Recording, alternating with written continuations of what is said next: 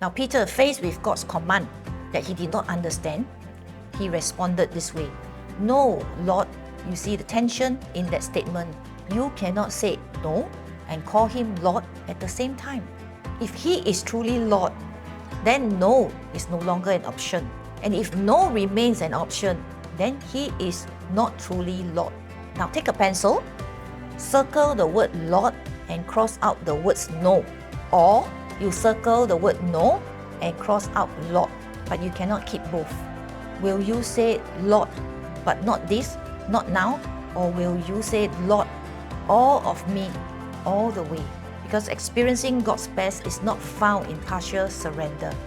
It is found when we lay down our no and let Jesus truly be Lord. Are you willing to let go so you can receive God's best?